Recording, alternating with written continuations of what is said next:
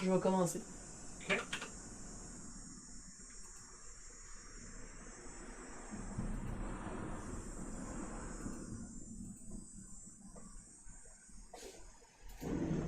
All right. Colle. Bon.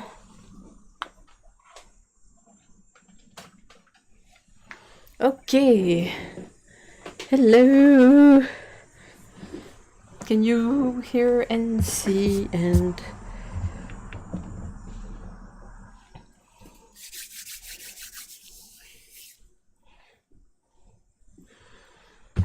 Hi ladies, hi Tsukabu, hi Mikey, hi Jen, hi Dominic.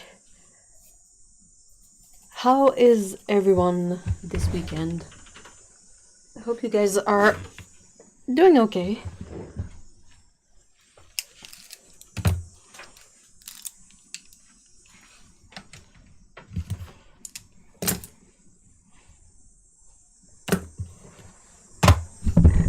Oops, sorry. Hey, Jellybean and Boxer Paint, hi guys.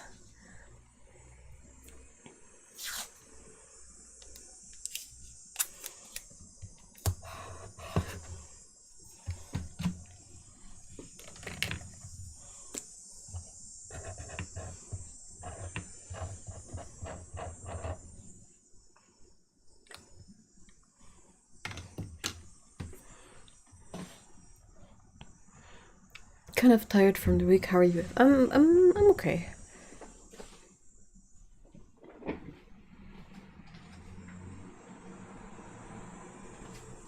Sorry.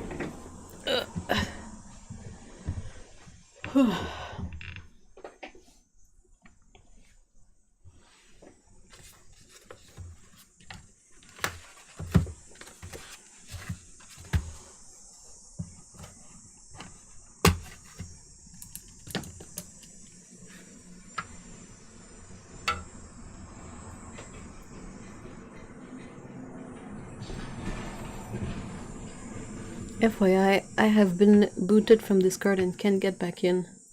So that's why I've been really quiet there. What? Why? That's so weird. Is there anything we can do on our side of it?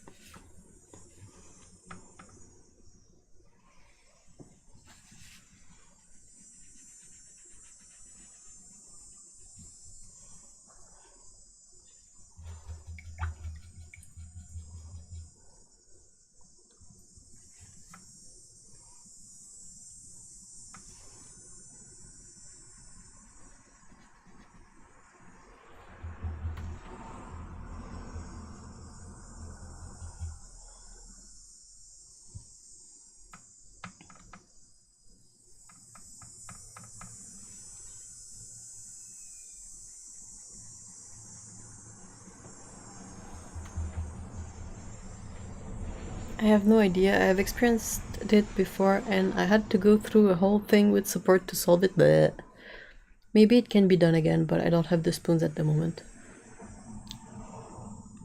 Would making a new account fix it? Just out of curiosity, like I don't want you to do anything you don't have the energy for, I'm just curious.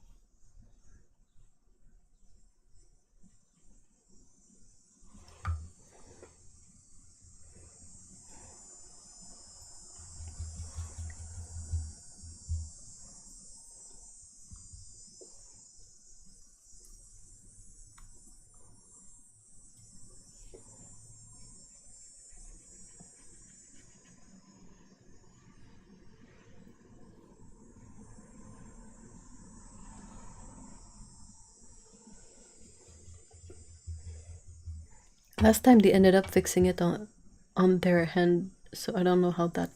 I don't know what happened. Ugh.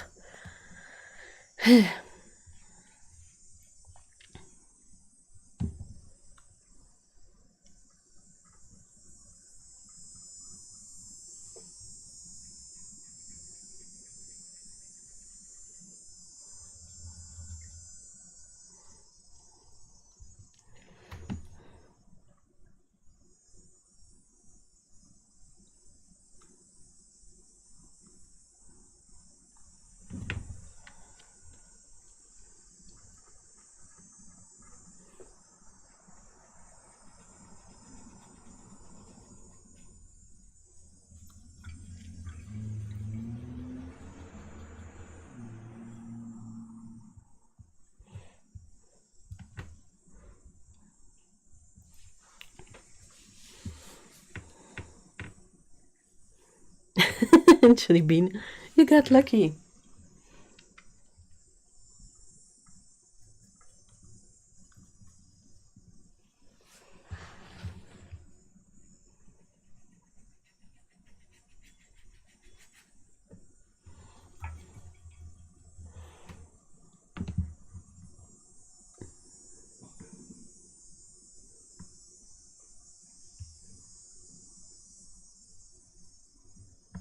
I'm switching. This is Magello, and I'm switching a bunch of colors because I was working on a commission, and I'm not super happy with how the paints came out on this paper. So I thought I would do a couple of tests with other brands to see how stuff comes out, to see if I need to change paper or paint or both. And yeah, that's the brightest neon pink. It's the Magello sort of opera color. It's the brightest one. Oh, hold on. Up. I don't know if you can see it on camera, but it's super glowy.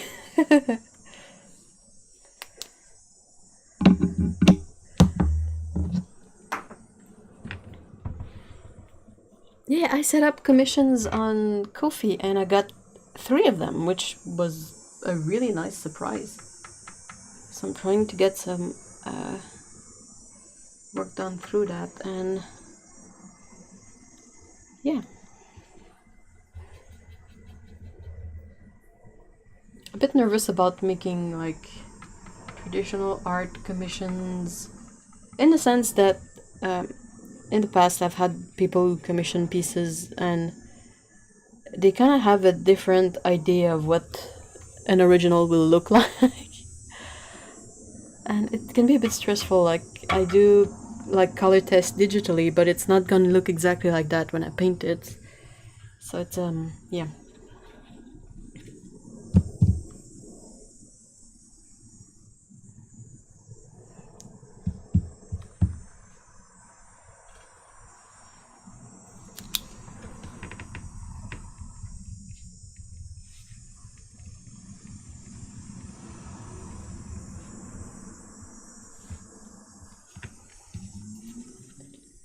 So Magello, I'm gonna also try some M. Graham color on another piece of this paper.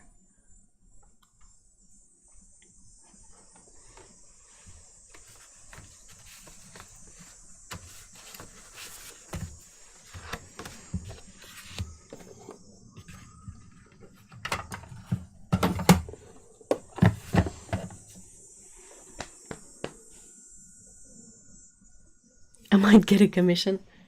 Well, I'm not gonna stop you. You can see what's available over on Ko-fi. I think there might be a link in the description.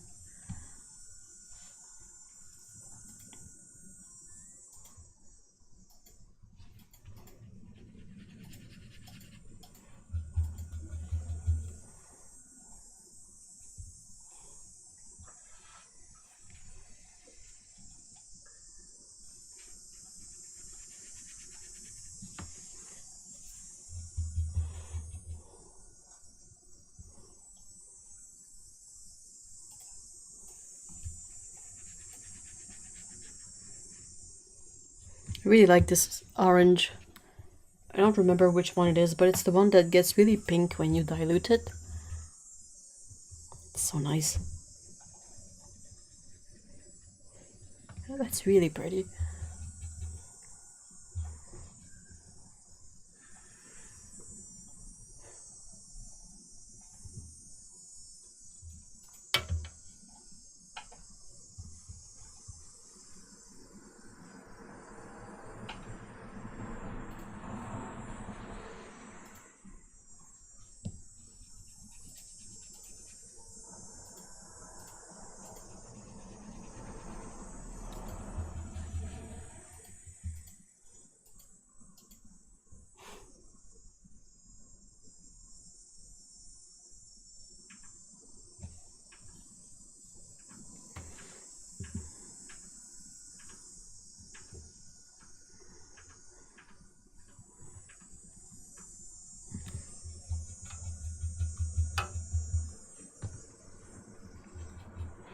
Just had an orange cranberry muffin that tasted of nothing. Aww.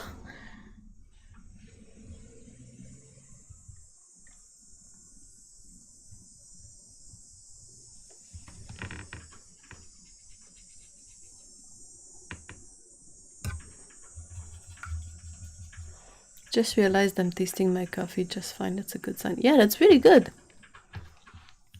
Mission Gold are really nice paints, but the pen set definitely struggles with the shinies. Oh, really? Really? Huh, that's interesting. I find them, like, I wish I could try more Magello colors, but they're a bit expensive, so at the moment I really try to make do with the ones I have. But there's quite a few on my wish list.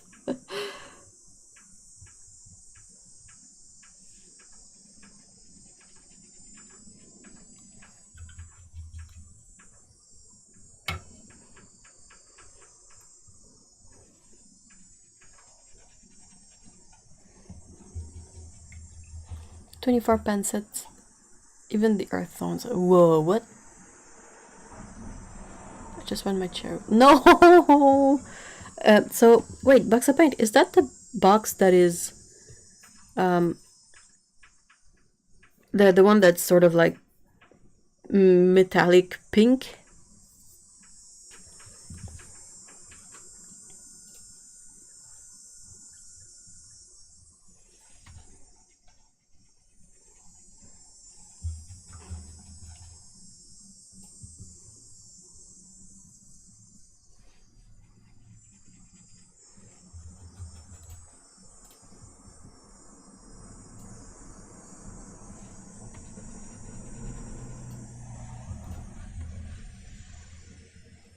It's like a rose gold. Yeah. Yeah, I have the small one, the one with the 12 half pans, and I really like the color selection in that one. It's a really good color selection. I was really impressed by that. But I didn't really notice any shininess. I'll have to look into it. This is my one of my M. Graham palette, and there's one paint in there that has this how can I describe the smell? It's not stinky per se, but it's noticeable, and it's a bit fishy, but not like when you walk next to a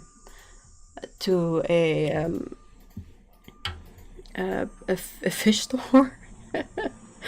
It's more like, you know, when it rains and it smells like earthworms a bit. Do you guys know what I mean? I don't remember. Yeah. Of course you can swear during the streams. Of course. Just when my chair was over my toes.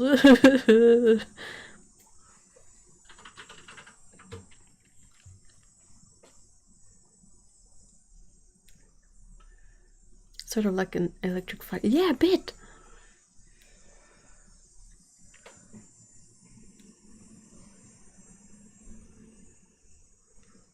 Pure pigment set. It's really nice, the pure pigment set from Magello. Wet earth paint. Yeah, a bit. Some paints, not necessarily these, but I've had paints that smell downright like wet mud. And it's often the earth tone, so that kind of cracks me up. Really feel like I have went outside with a spoon, grabbed a spoonful of mud and plopped it down. It's called petrichor. Really? Whoa. The more you know.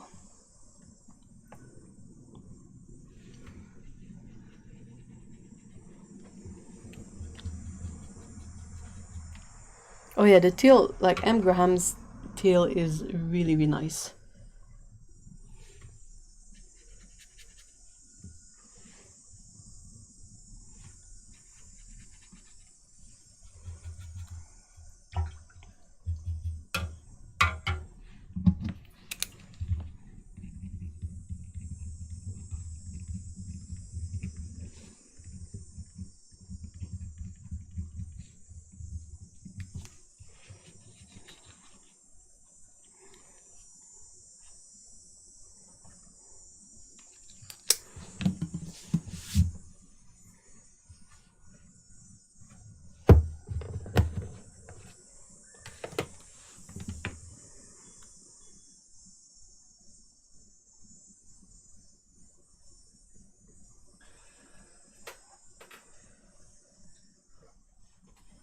I'm thinking.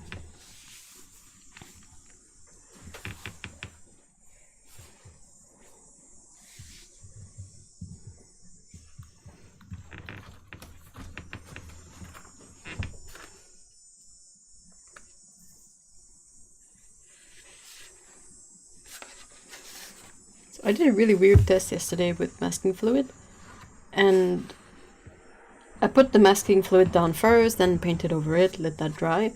And then I tried to add a darker color on top, but it was really resisting on this paper, and I was like, what's wrong with this? And then I noticed that even if the masking fluid appeared to be fully dry, when I put the yellow layer down, I kind of covered the whole surface with a super thin layer of masking fluid. And I had to like rub it off, and it messed up the paper a bit, and I was like, what's happening? So I did another scribble here. Like, it looks dry, it's fully transparent, but I'm not gonna risk it yet. I think I'm gonna wait like until tomorrow to paint over it. I have no idea if it's the paper, if it's the masking fluid, or something else, but it's like, what? That's not supposed to do that.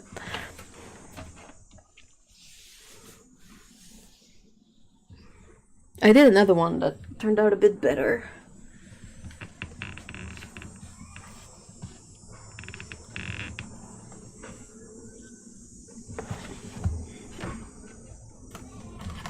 So this is still cellulose paper.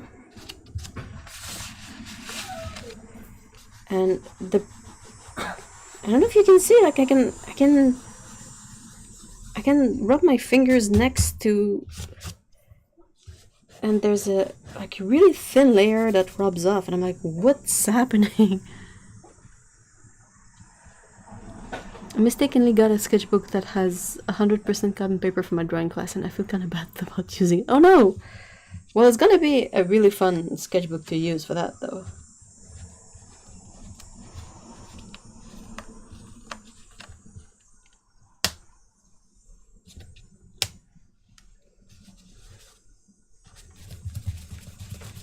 That's so weird.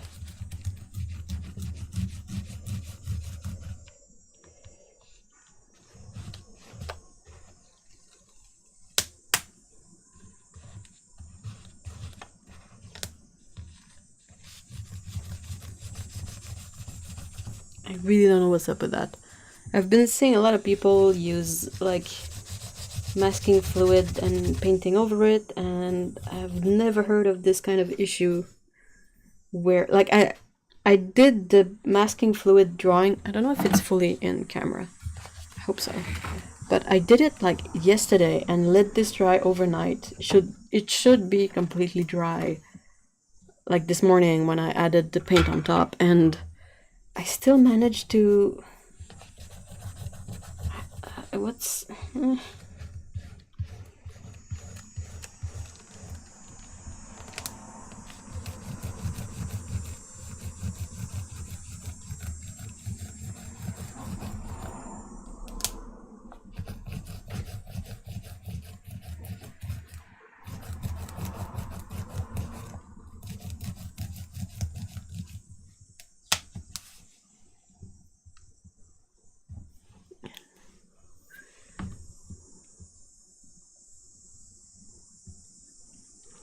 go to town on visit an experience to get over. Yeah. Sketchbooks can do strange things. Cyan was streaming and her sketchbook made super not waterproof ink. Super waterproof. What? And it was instant. Okay, that's weird. Is it like the masking fluid is bleeding somehow? Yeah. Yeah. It's like when I paint over it, really like I used a really soft brush. And it's like it reactivated a bit of it and spread it out everywhere with the paint. And it's not supposed to do that, as far as I know. So I don't know if it's the brand. I'll have to try with the other brands of masking fluid I have, but I don't know if it's the brand or if it's the paper or if it always does that regardless. Like this one is not stinky, so maybe it's something with this formula that doesn't have any latex in it, I guess. Latex is the stinky stuff, right? It's this one.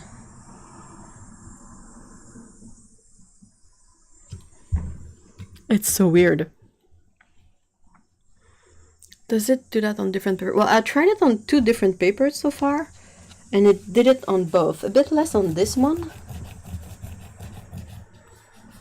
but it still did it, and I'm like, I'm not supposed to do that. That's not...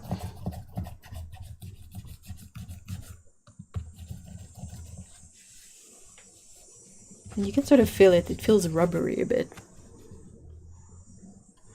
She would put on wet ink and try to wet it, and it was like the paper just sucked it up. But it wasn't vein and thing, it was exactly like... Whoa, that's so cool. I'll have to check it out. It's in a recent streaming? Recent stream? Blech.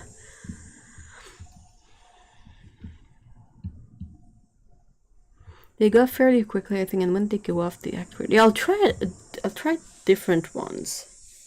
I have a few, but like this was really unexpected and odd.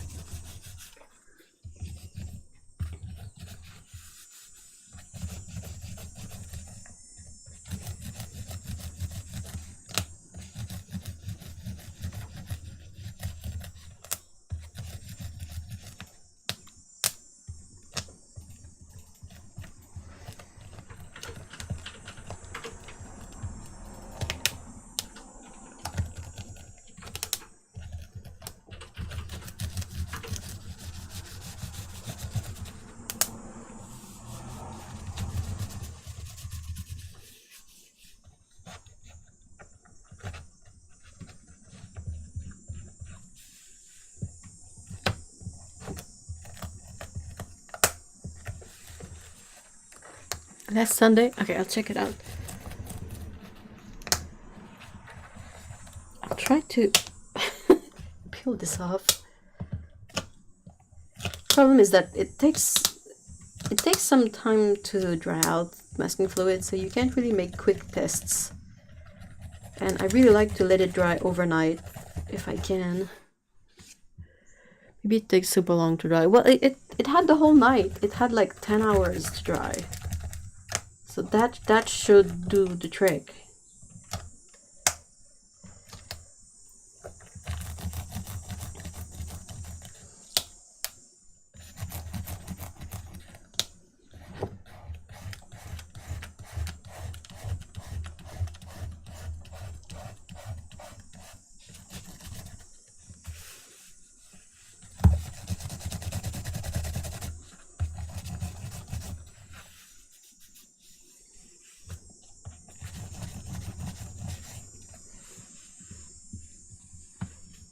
I usually get Jackson's masking fluid, but bought a different brand to try, and I thought it was the permanent type because the fluid... Hold on.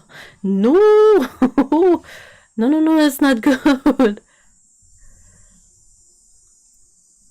I've got a few watercolor books that they didn't see to know which way to put the paper in, so if you draw on the texture size sometimes... Oh, wait! Are those the Etcher book? I love that, well, okay, so, full disclaimer, they sent me a sketchbook to try out. I have yet to try it, but I've tried the ones with the white cover, and the paper is nice, but I'm really curious as to why they went with a paper that has a really obvious side to it.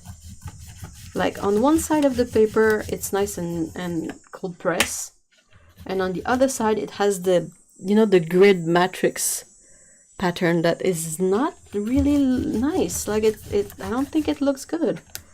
And since it's a signatured book, there's no consistency really. Like it's not one page is the good side and the back is the back side, and then like you kind of have to look at each one of them because it's signature, so it's paper folded. So sometimes the good side is on the inside, sometimes it's on the outside of the fold, and it's also not blue like the Jacksons, and didn't realize how much I like being able to see where I put. Yeah, that's another thing. I will say the Etcher sketchbook with the gray cover. Oh, that's the one they sent me. So I'm really excited to get into it.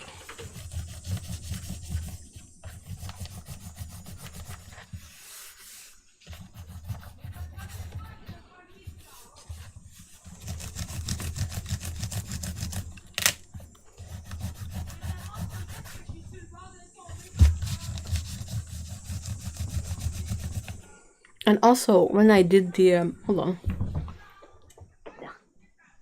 Okay, so when I did the test on the other paper, when I rinsed my water container, there was like a mark all around this wider section of masking fluid. So it really picked up, but I don't know why. It's not supposed to do that.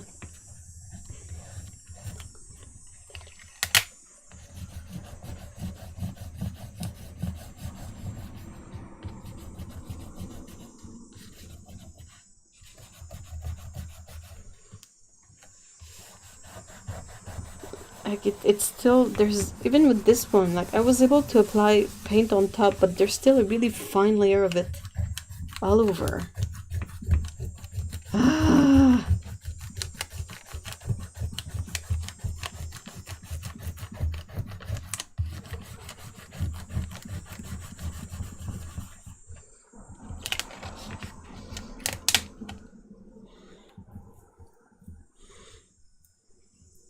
Consent Heritage is still my favorite paper, but I quite like the gray cover Etcher sketchbook. Ooh! The only paper I've found that doesn't really have a side is the Stonehenge Aqua.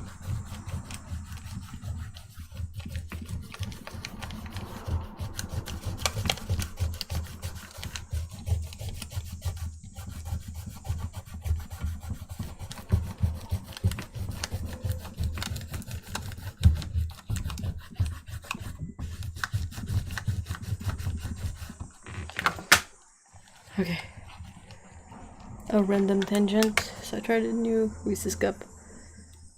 Apparently they're making them with potato chips in them.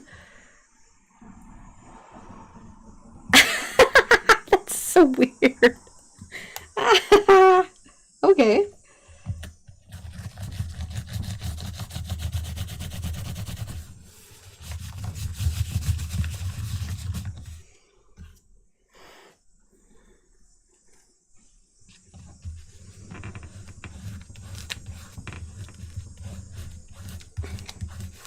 Thing is, I like the Holbein one because of the applicator.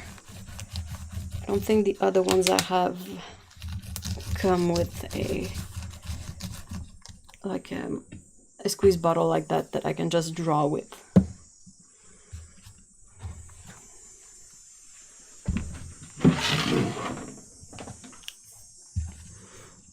I brought Ubs back the all peanut butter ones, and they went, what do you mean all peanut butter ones?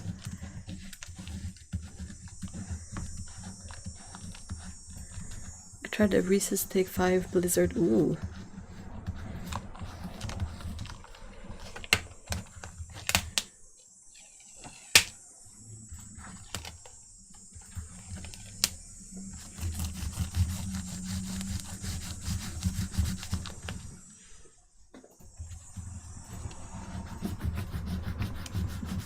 So you don't get regular Reese's in the UK, or was it a special kind of Reese's cup?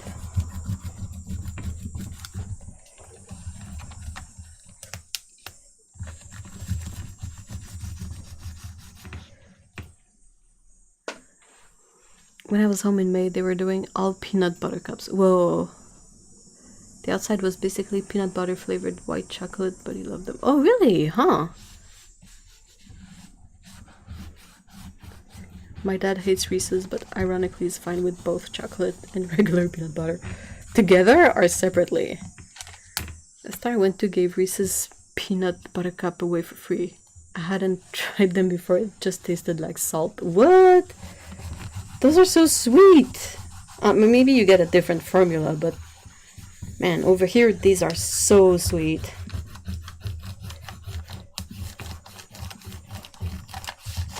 I've never really figured out why they don't make like chocolates like that with dark chocolate by default. Because it's so sweet, you don't really need the extra sweet milk chocolate. They have seasonal flavors where I live. In summer we have peanut butter lovers, which is a chocolate base and peanut butter top. Ooh. I will be home again in time to buy the pumpkins. Oh my, no. Oh, these are like the best. These are so good. And the little Christmas trees that are basically the same idea, but a slightly different wobbly shape. Oh man.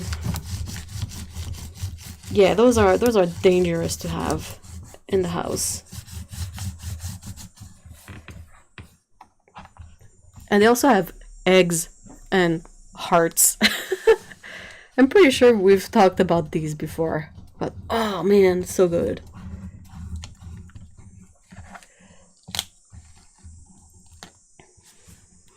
I always eat my toast with natural PB, so it's just peanut and peanut oil with chocolate sprinkles on top. So I'm used to non-candy. Oh, I see. The chocolate sprinkles is so a dead giveaway of being in the Netherlands, right?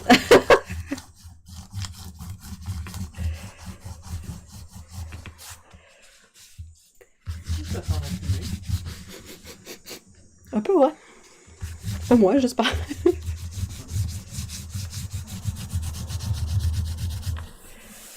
It was a lot of rubbing work, and it still has that kind of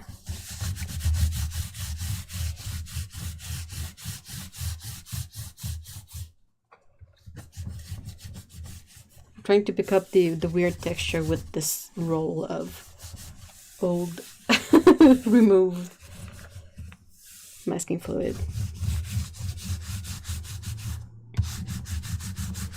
Like, I know a lot of artists who use it and they don't run into this issue, so I'm really perplexed. I need to ask Otto about this. Maybe she knows. It's really gummy here.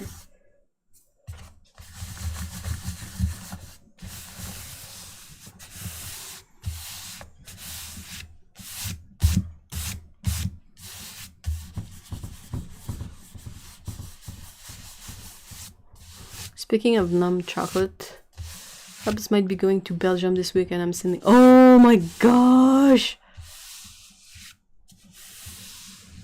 Yep, but when you put it on toast, the sprinkle gets a bit softer because... No, I mean, it sounds amazing, but the only place I've ever heard that would sprinkle chocolate on toast is in the Netherlands. So if you say you sprinkle chocolate sprinkle on your toast, that's a solid hint. So yeah, box of paint, what's on your list? I just googled this shape and apparently ghosts and bats. Oh yeah, that's true. I've seen the bats. Well, I mean, between you guys and me, all those Reese's cup shapes, they're basically just blobs with a very vague shape of something else. Like, they don't... They're not very precise, if you know what I mean. They're very blobby. And we don't care because they're not gonna stay intact for a very long person. A very long time, what? Right.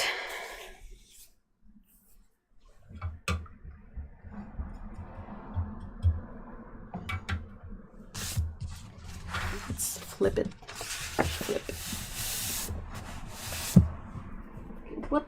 other masking fluids I have? They're all a bit old-ish, so I hope they're not all bad. Pirate Reese's when... I mean, we could probably shape ones ourselves.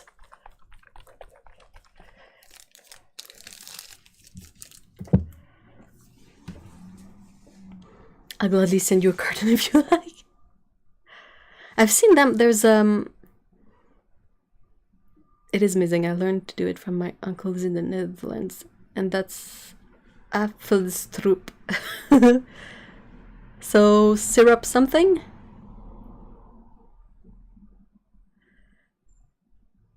Hey, enjoy, Mikey. Have a great weekend.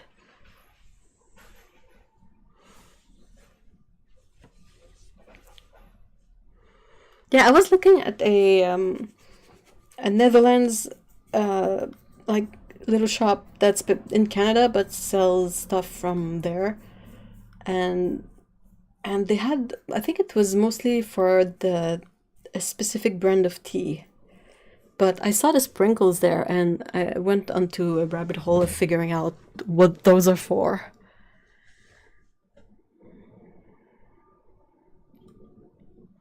I'm surprised they don't do a Reese's cup with the the Meta Reese. So you have like the jumbo cups, and when they make them, they put a regular cup in the middle and then cover it up. That would be so funny.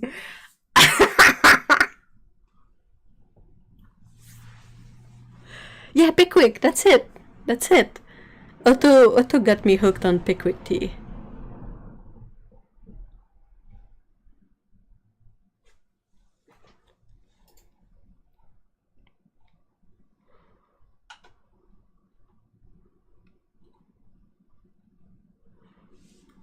So a few years ago we went before Christmas and we spent almost 200 pounds on a box of these amazing, can't spell it, but twills? Filled with chocolate, and family opened them and they were empty boxes. What? Wait, hold on. What?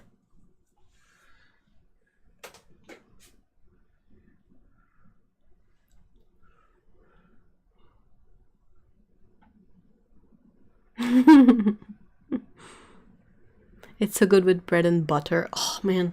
But bread and butter, or like I'll put margarine in there because I kind of prefer margarine. I know it's a crime, but and oh my god, this is dangerous.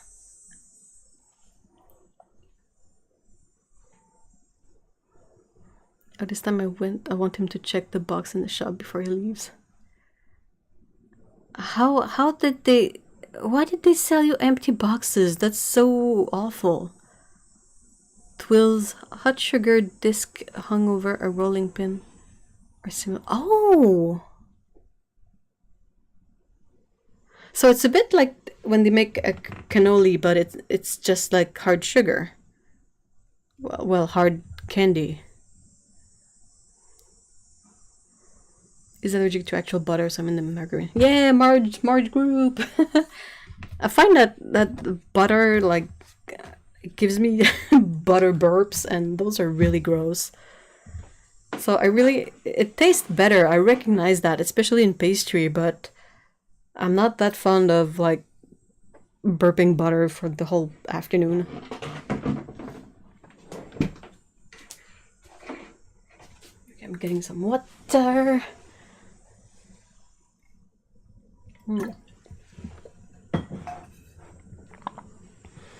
Exactly, but some with pistachios, almonds. Oh, so it's a bit like nougat in that regard. Sounds amazing. I don't even like butter. Not on bread, at least. Really? That's why I put peanut butter on my bread, so my sprinkles don't fall. You basically just need the sprinkles to stick on there. That was...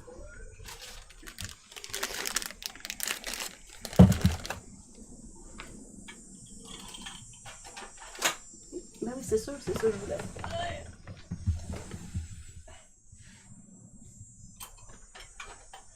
Oh, okay. Spit ta gueule. I'm supposed to have a schminke one somewhere.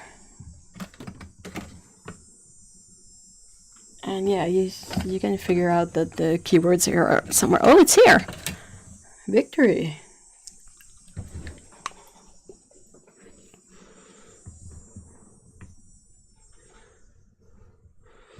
I love garlic bread, all the butter and crispiness. Well, I mean, I'll make garlic bread with Marge instead of butter. It just reminded me I need some masking fluid, so I added that to the other half of my body spray. Yeah, it's not like masking fluid is gonna stop existing, so that's the kind of thing you can really postpone for the next buying spree. I'm gonna do the really bad thing of sniffing it. Okay, okay, smells like it should.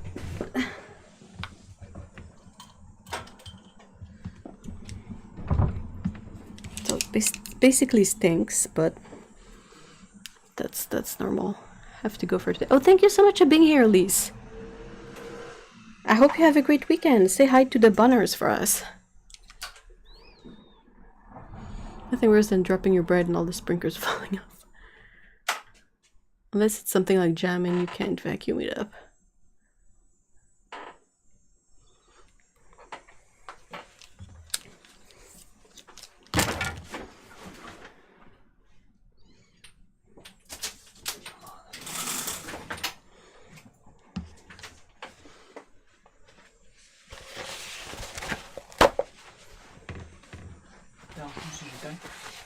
Ouais, tu peux t'en bien. Correct.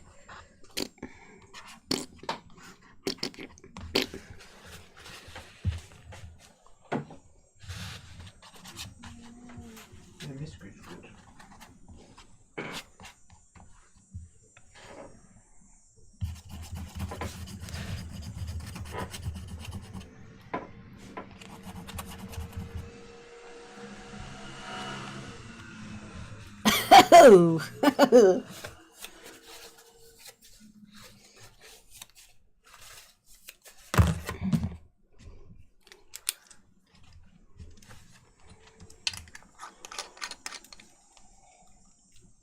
So...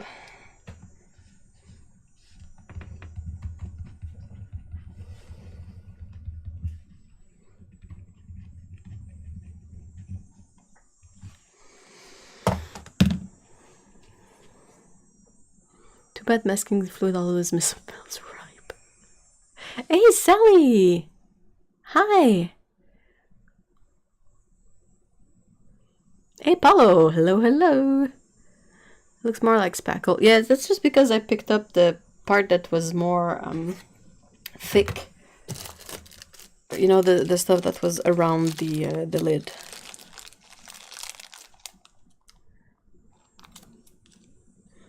So yeah, it either smells like ammonia or it always smells like something. And this one doesn't smell like anything, but maybe that's why it's kind of sus.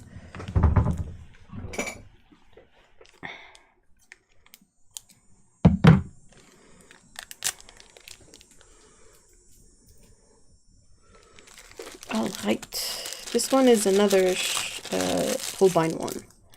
This one is green instead of pink. And it's all in Japanese on it, so...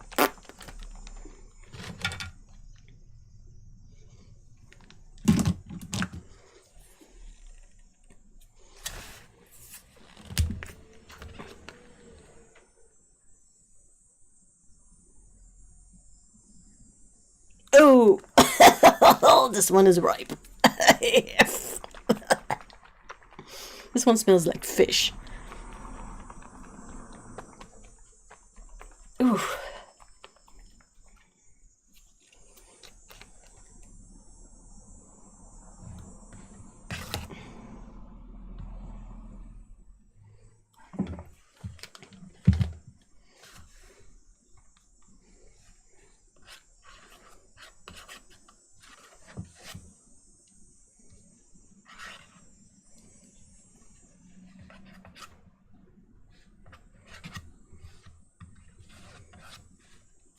That's something about bubble. This is so bad.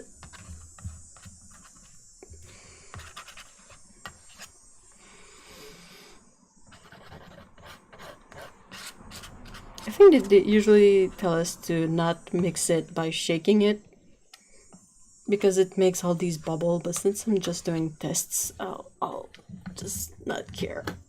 Oh, I'm dying. Good masking fluid has to smell like fish. Yeah, well, it's stinky AF, so... If Ev sounds loopy, she's spelling art supplies today. Oh.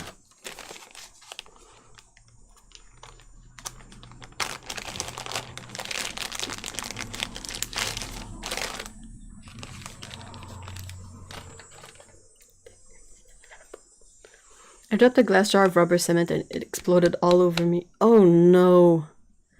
And masking fluids give me... Oh no.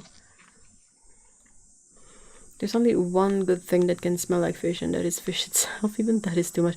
Yeah, when it smells too fishy, it's kind of not a... Whoa. Oh, hello, clog. This is disgusting.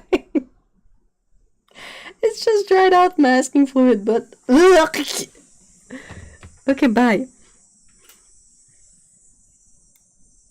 Oh, it's so thick.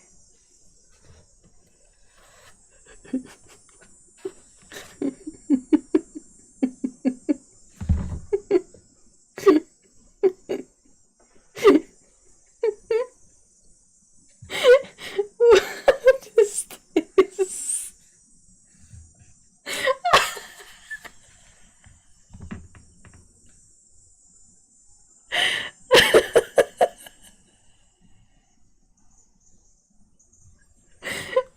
Can you guys see the texture of this?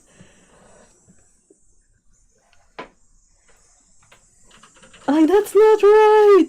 Yeah, that's supposed to be liquid frisket. Okay, it gets a bit more liquid if I go deeper in it. It's really off. Oh, it looks like wax.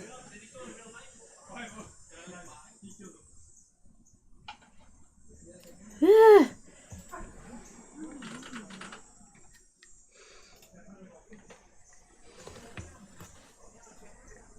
So I guess the conclusion of today's experiment is that maybe I need a new masking fluid.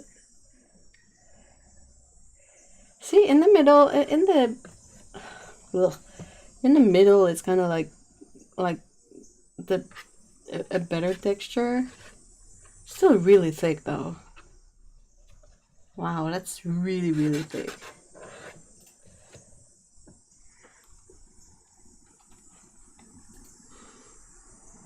Nice trans flag colors. Yeah, that's true.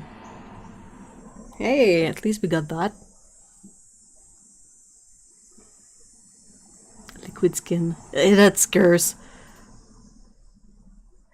This looks like the stuff you'd spackle on someone for movie makeup. Yeah, and you tell them like don't emote, because if you emote, the stuff is gonna crack out.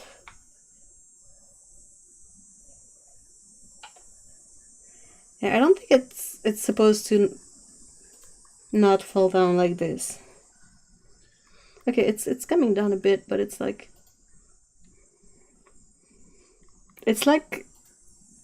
the whole area around the bottle is this super weird gooky sticky stuff, and it gets a bit better in the middle, but oh my gosh, this thing is really cursed.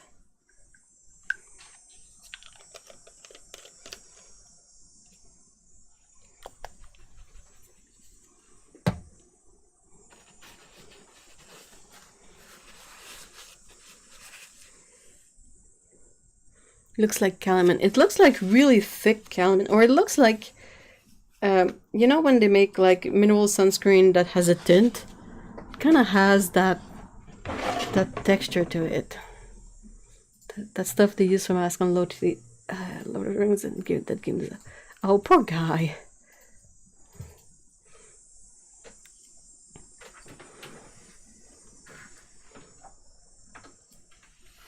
All right.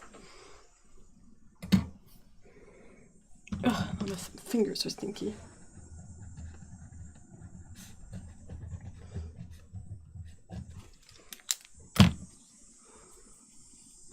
Fix your itches. Yeah, I mean, you're not. No one survives that stuff. Another one that is really stinky is the medium for gold leafing. Gold leaf. I'll also add a bit of this one just to. I mean, while at it, why not? This one I can draw with, so that's a bit more.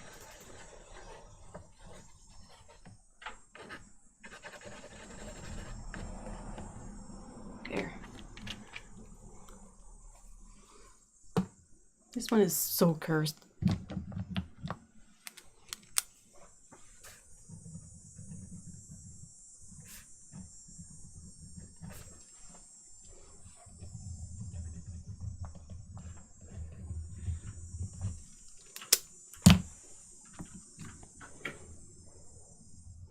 Embossing powder. Hey, Otto! That smell will stay with you like the yahaha from Karak Seeds hunting it. But ah, I love that. I wish I could have it as a tone on my phone or something. I was testing out masking fluids. Oh, what? Yeah, I wanted to ask you, Otto. Do you use masking fluid a lot? The big pink blob in the middle, like a guy with his butt out. It does. Ah! It's absolutely Bormler. Smelling hurt supplies and dealing with curse masking fluid. Yep.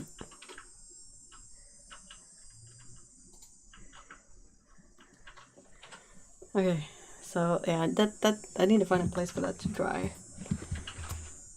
It's so weird and cursed and not right. There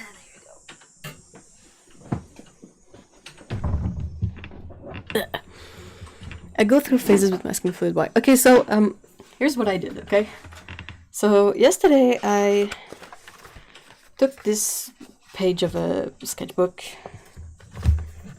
that says Tillman and Burn, and I used this one, and I drew some stuff, and I let it dry, and then I painted over it. I did this yellow layer first, and I let that dry, and then when it was dry, when I came to add a darker green on top, I noticed that the paper was really resisting the paint, and I was like, what's up with that? So eventually I let it dry, and I noticed that when I did the yellow layer, I spread out a thin layer of masking fluid all over. But it was fully dry. That masking fluid was translucent and dry. And I don't know what's up with that. So I did another test in another sketchbook, and I doodled with the masking fluid again. I let it dry overnight this time, like longer. And I put like a base layer of pink. And even then I saw that it picked up some of the dry masking fluid and spread it around. Less intense than on this one. But still, and I'm like, what's up with that? Is masking fluid supposed to do that? I was under the impression that it's not supposed to do that, so that's what prompted the all the tests. And then I did this scribble too with the Holbein pink one that I will let dry and try again on this paper. But I am a bit perplexed.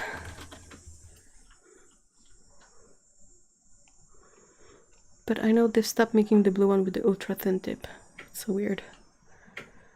Oh, the pen one that they had, huh? So yeah, so now I've done this the spread that you saw when you came in. No, it didn't split. It looks fine, and it doesn't smell anything weird. In fact, this one doesn't smell of anything, which is why I liked it. And yeah, and when I did the spread with all my other masking fluids, like these two were weird. This one is absolutely cursed. This one is also Holbein, but seems okay. And the Schminke one seemed okay too, but yeah, I'm gonna try it out to see if it's I know masking fluid can go off. I had a PB01 that went lumpy, like yeah, exactly. I've had that too, but except for this super cursed one, all the other ones they don't smell off. They smell like what they're supposed to smell, and they're not lumpy. They don't have weird texture. They have not separated. Is that with no smell latex based? Probably not. I can't say. It's all in Japanese on it. But since it doesn't smell, I'm guessing that it's latex free. What's wrong with it? Why is this one cursed? It had a big, like, dried up layer at the top, and then when I sort of scooped it out with a plastic palette knife like this, it looked like waxy skin, which is really, really cursed. It just had a coughing fit that turned into a laughing coughing fit when you called the pink one cursed. Oh, I'm sorry. It is cursed though, definitely. It's this one. Like I was happy because it's made in Canada, and I was like, yay, cool. But yeah, I guess you really have to use it quickly. It says apply with a paintbrush. It dries within 15 minutes. Simply remove by rubbing with the fingers. But I think this one is maybe a bit too old. I tend to forget that masking fluid really doesn't live that long. Yeah, unless you plan on doing a lot of big pieces with masking fluid, you're better off like buying it as you use it than stocking it up.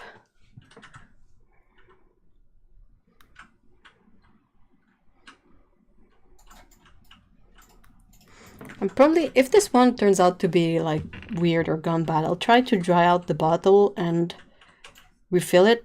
Like once it's dry out, you can often just peel off. I did that with an old schminke bottle like this. You let it dry and then you just remove the rubberized dry masking fluid from it, and it's usually quite clean. If I manage to do that with this one, I'll try to reuse it, because it's really handy, and I think it's I could technically unscrew the cap if I wanted.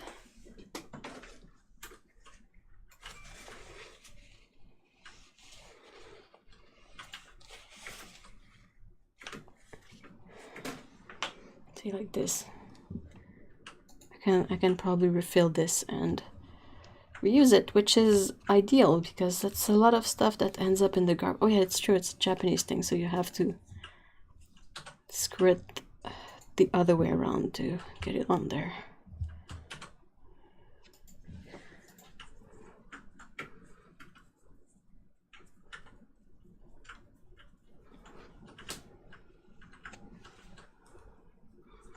Oh, I saw some watercolors from Canada and wanted to ask if you've used it. I don't think I've used any watercolors from Canada, so...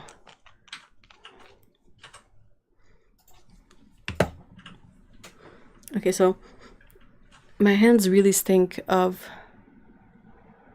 Also, don't you store your bottles upside down? No!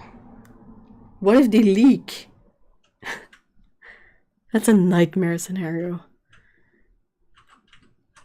Because it's a Japanese thing, it has to screw the other way. I mean, I have so many Japanese tools that screw the other way, like the water brush.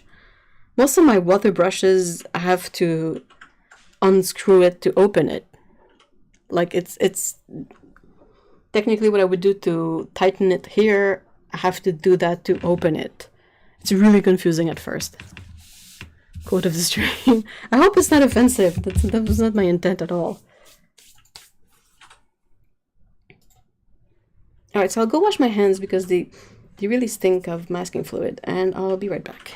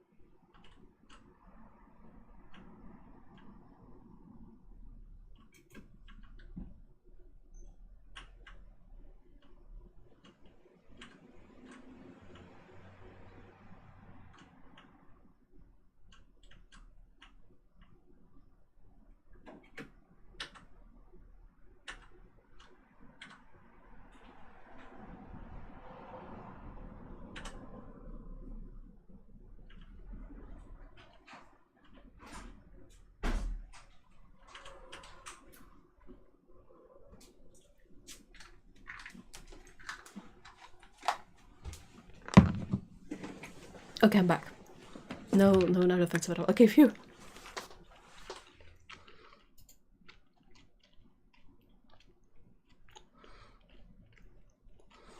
I was thinking about the screwing the thing the other way, and I think it's actually quite clever. I've had so many pens, like the carbon fountain pen is one, and I think this one screws the regular way, and when I use it, it eventually unscrews itself. So I think that maybe if you tighten it the other way around, there's less chance that it will like untighten on its own when you use it. Does that make sense?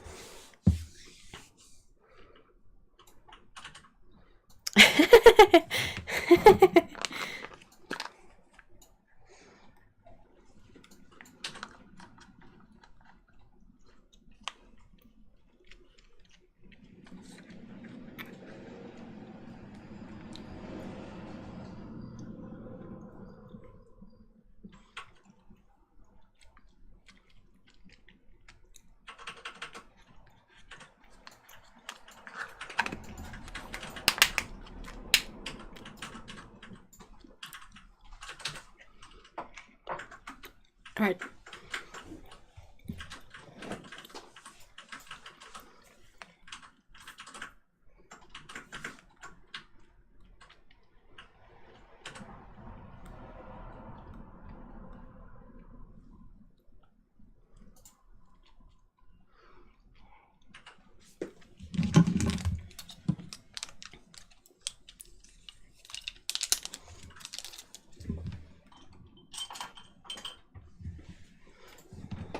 All right.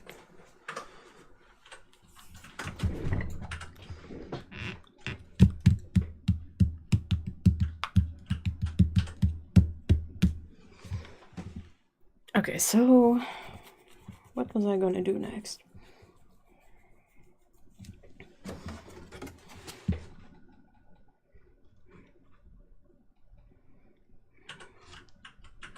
Yeah, I think my paper is not ideal, which bums me out because I like this paper.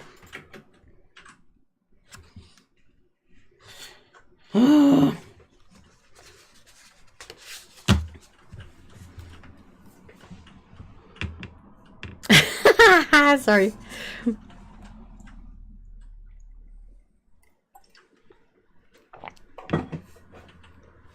It's the Strathmore 500. This one. I really like it. But it's kind of not pulling its weight for what I want to do with it. Like I was saying, I'm working on a commission. And I have like the color test here and I'm trying to paint it and it's kind of being a bit disappointing. So I don't know what it is. It the paper? Is it the paints I'm using? Is it all of the above? And I don't want to send in a commission that I'm not happy with. So I'm trying to problem solve this out. I don't really know what to do.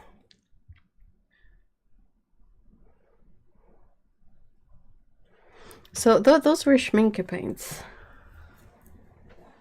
and I did the swatches earlier. I did try Magello, but it does a lot of what how do you call this, the white dots. And then I'd also tried M. Graham on this, which is better, a lot better, but kind of still a bit flat.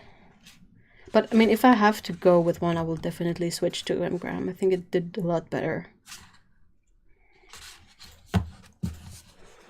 Blech.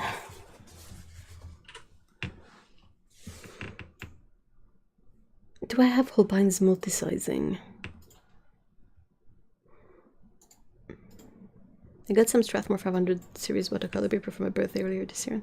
Well, I really like it. Like the whole thing is that I'm basing myself on, where is it? I don't know, where is it? Oh, it's here. Hold on. Like these commissions, they're all on the style of this piece here. And that's the Strathmore paper, I think. Yeah, it is. And it kind of worked for this here, but I can't make it work for the ones I'm trying to do. And this was not the paints. This was drawn with sorry, this was painted with the Daiso watercolor. So it's not about the quality of the paints. I'm just struggling to find a good match. Do I have Holbein's multi-sizing? Hold on, I'll check. Ouch.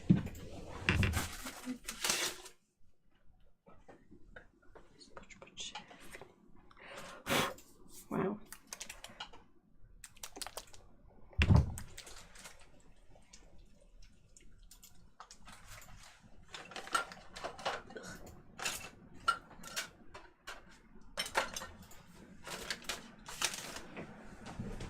I know it's around here somewhere, but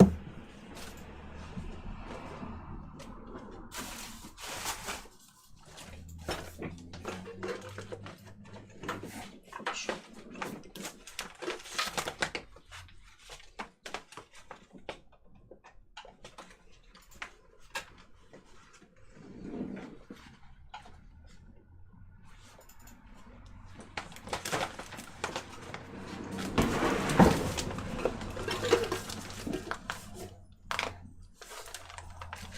Aha.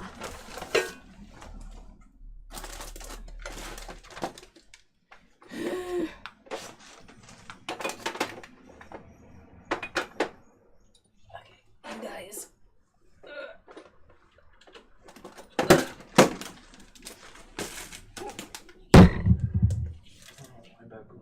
Ok.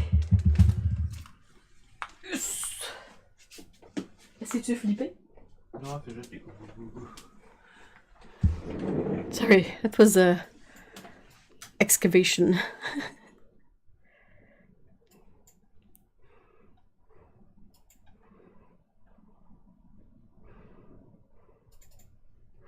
Okay, so iridescent medium, that's not it. I really need to use this stuff more. Like, this one has been there forever. This is the watercolor medium. Wonder what that do. Like, how is it different than the gum arabic medium? This one I've used a bit to glue brushes back together. This one I'm not quite sure what it's for. When mixed with watercolors, Holbein watercolor medium facilitates fine lines and stroke development by improving flow. Excessive quantities of this medium in any mixture will result in a brittle surface. Okay. And that's the multi-sizing. An artist's grade sizing liquid used to reduce the absorbency of paper.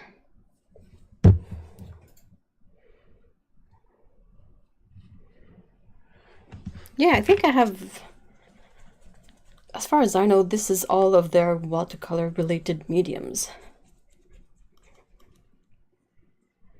It's funny, I have this iridescent medium.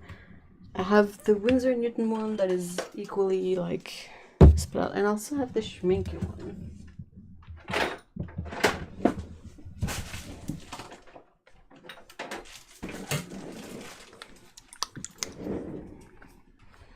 And I've used exactly none of them. Which sucks because these things, they tend to sediment at the bottom. And they're a bit difficult to mix. But the Schminke one has really big particles of pearly whatever. And the Winsor & Newton is a bit smaller, I think. Yeah, this is also Winsor & Newton, but in a smaller bottle. And the the Holbein one has a sort of a thick, semi-opaque bottle, so it's hard to say. What are you supposed to do with those? Like, I like them in idea and concept, but I never know what to do with it.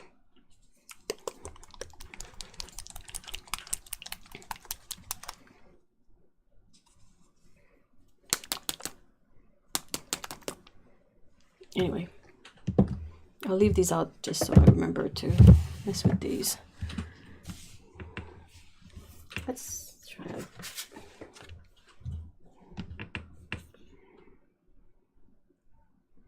apply with broad brush and dry wet. So I'll grab one of these.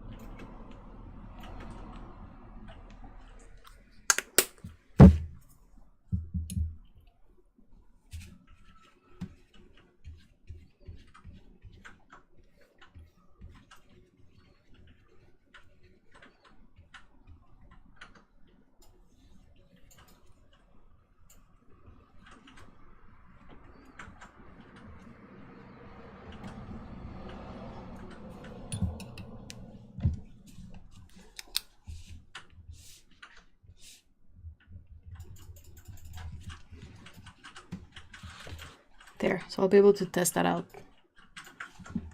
while at it. I keep a lot of these empty ink bottles with water in them. I have a few, and it's really handy because I can switch them out, and I can also bring them like on the other desk. And what I like of these is that, I don't know if you can see, but there's a really thick glass bottom, so they don't tip. You'd be really hard put to tip these. They're all very stable because they're technically for ink, so you have to be able to dip your ink in, your pen in, or whatever, your brush, and like they're all stable, so I can have that on my desk and use that for quick watercolor sketching, and I'm a lot less worried about tipping these over and making a mess. And also, oftentimes you can buy these empty on websites where they sell ink for pens.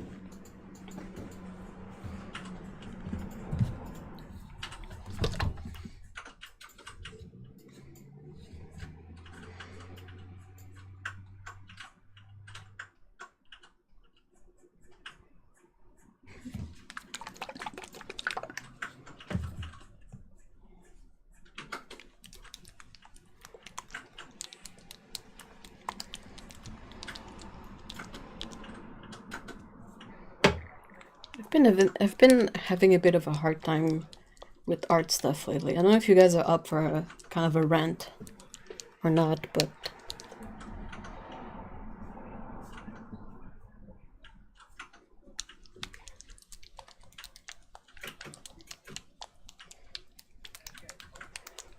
it's a really cute sound, isn't it? It's so gross. I'm sorry. I'm sorry.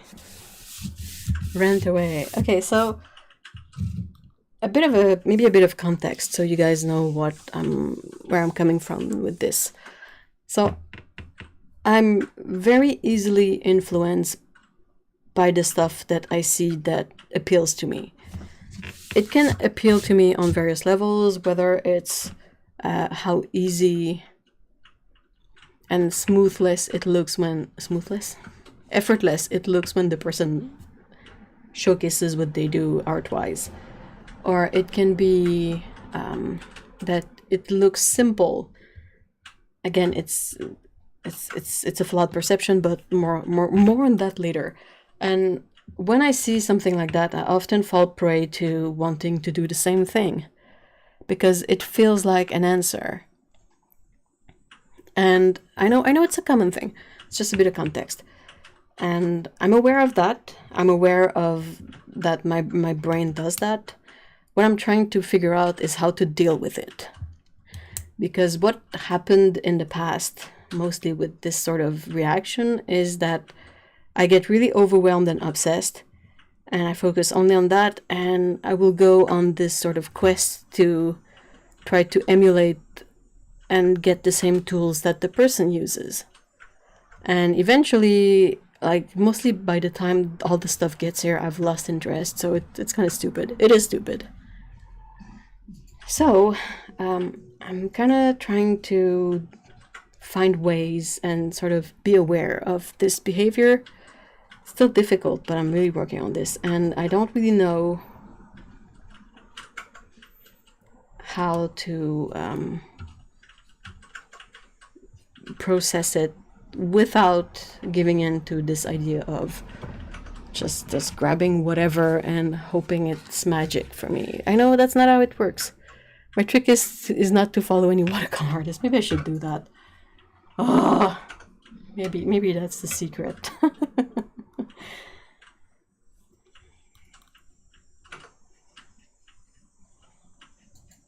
So I don't know. Do you guys? I know Otto. I've talked about this with Otto, so I know it's kind of a common thing. But do you guys have ways of dealing with this, or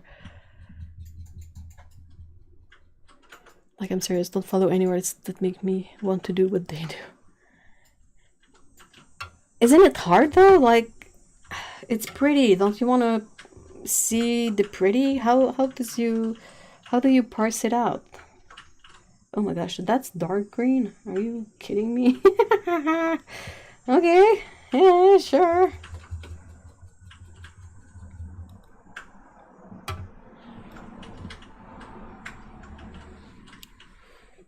I follow lots of other artists who work in a different medium, ceramic, fiber, etc. Just not watercolor artists. Nope.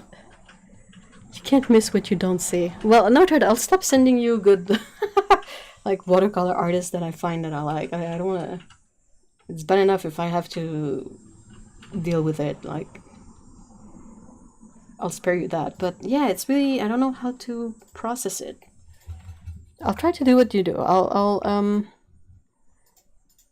Weirdly enough, I don't feel compelled to do that or buy more supply. Well, you're fortunate in that regard then. Hey, Carolyn, hi. I follow artists who use what I already have. Oh, that's also clever. I don't mind you doing that because their taste not really reliable. Okay. Yeah, the issue is that I'm mostly, well, I'm not mostly, I'm a self-taught artist. So my sort of default response is to follow people who do stuff that I think is nice so that I can learn from them. But yeah, it's not, I guess it's not really working as I want it to.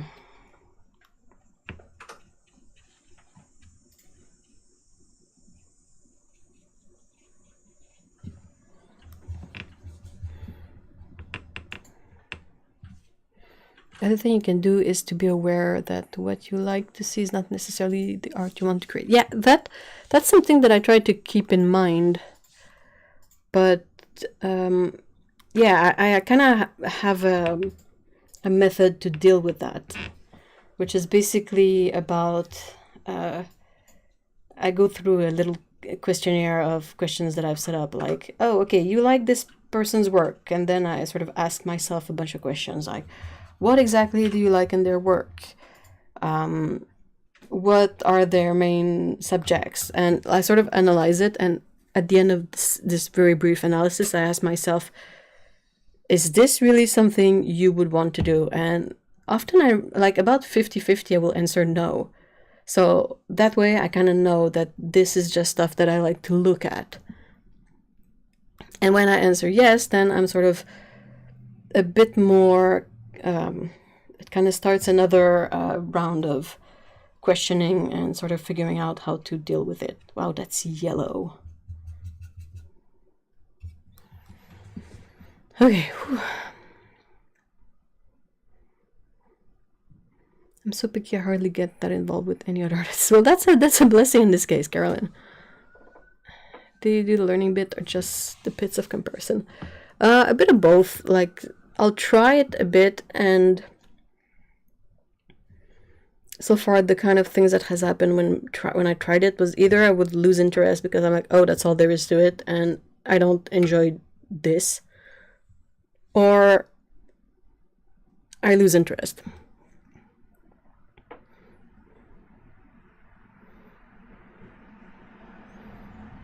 For me, if I see someone doing something amazing, I try to let myself be inspired, and if it crosses the line in my head, I play the STFU card and get on making stuff I love and experimenting along the way.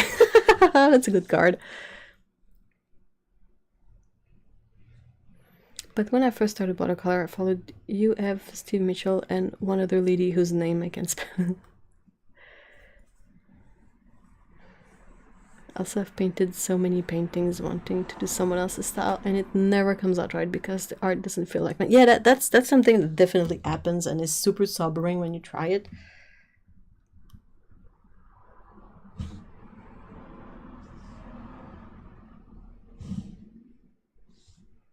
So yeah, that I can absolutely relate to it, but it's the dealing with the overwhelming sort of first rush of this feeling that I really have a hard time, and I'm trying to sort of figure out. So I thought I would mention it and see what you guys have to say about this. Or maybe validate what you want to take away from their work instead of trying to mimic it. Yeah, that's what my questionnaire kind of does, Dominic. Like, when I go through it, there's a question that's like, what do you like from their art? And sometimes the answer will be like, oh, the way the poses are dynamic. So it's kind of boiling down what I like of it, so that's easier to remember and then to try to keep in mind when I draw without referencing what they do. Does that make sense? But I sure bought a lot of art supplies and I'm getting obsessed. So I learn also. Hopefully I'm not stagnating. Okay, so yeah, being obsessed. I'm glad you also get the obsession thing, which is not great, but I battle it by experimenting with the things I like about someone's work. How they draw hair, clothing, eyes, etc. How they ink or color shadows, yada yada. Then if I'm not having fun, I stop. I drop that thing I'm experimenting with. If I do have fun with it, I just kind of naturally fold itself. And if I lose me, just kind of... Oh, that's really interesting. Helps me stay focused on my work rather than comparing it to other. Comparison will always be shit. I think a lot of us have the buy every supply known to humankind. Oh yeah, that's sidetrack, but that's some seriously generous that card. But paints are they're gouaches, and I made it because the thing is, you know, when I draw the D&D characters that I do, I've been I've been using your that card of the Irodori gouaches a lot. And I love using it for that. Like sometimes the D&D characters, they're quite small, so I don't need a lot of paint. So I can use a dot card to do like accessories, and I love the colors of those gouaches. But then it brought to mind the fact that I have a bunch of gouaches, and I should see about taking out the colors I like from there and making my own juicy dot card so that I can keep it around when I paint and grab it to, you know, use in the same way. So this is fully inspired. Like I keep yours like up there. There's stuff on it, so I don't want to make an avalanche happen, but I keep it there and I take them out and I will use the paints on them to paint my stuff. Maybe you can look at artists who have a simple style that can be replicated. I find a lot of my issues with my process is that I want to rush to create something without achieving small successes.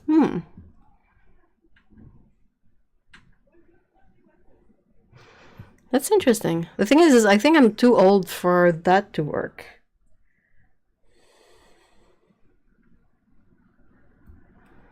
It's like art doesn't have this new feeling. It has become more a feeling like trying to remember the stuff that I've forgotten along the way. I had a lecturer that told me that you can't find inspiration in new mediums, and that was so freaking stupid. That's very stupid. What? It's funny because when I get distracted by another artist, you are so good at getting me to narrow down what I want to take. Yeah, maybe that's what I am. That's the questionnaire in my head that helped me figure it out too. Like basically, you ask yourself, what in this really appeals to me?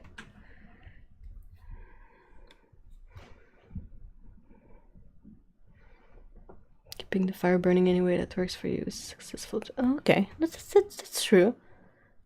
What Otto just said. All artists have a bit of a hoarder in them. Yeah, but some don't, and I'm always so confused by that.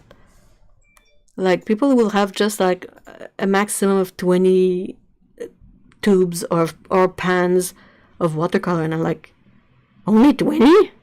What? You only have 5 brushes? Oh, how do you make that happen? Anyone can function with that, but it's so hard to resist getting more. Because you're like, oh, I really like this color, I want to get it too. Or, oh, I have this thing that I like to paint a lot and I could use this sort of pink, you know. Big truck, big truck, big truck. For reals, even swapping between a couple change your perspective on how you approach it. Yeah, exactly.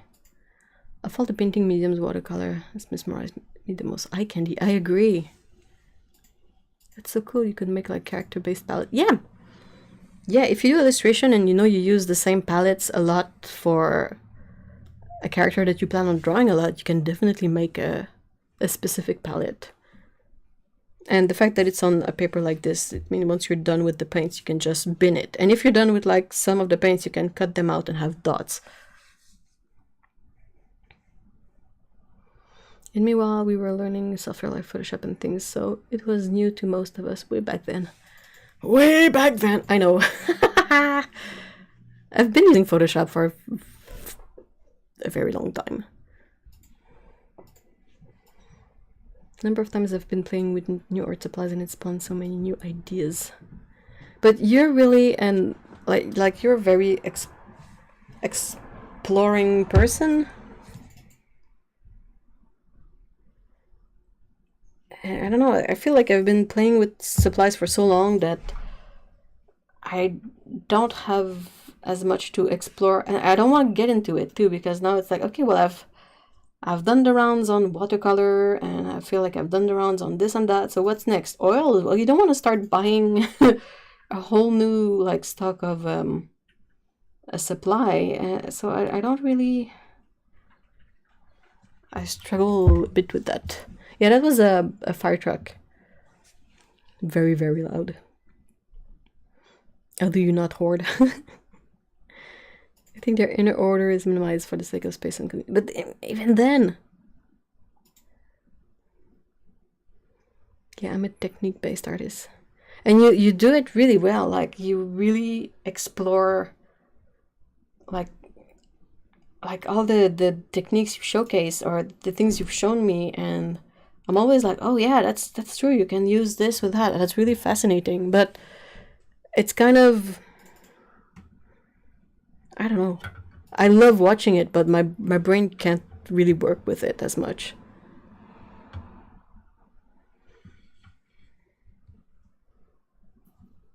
So it's difficult. Why is it so difficult?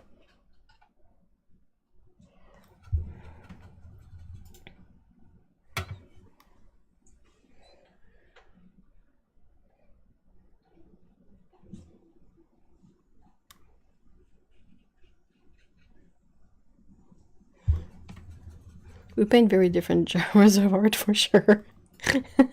We do.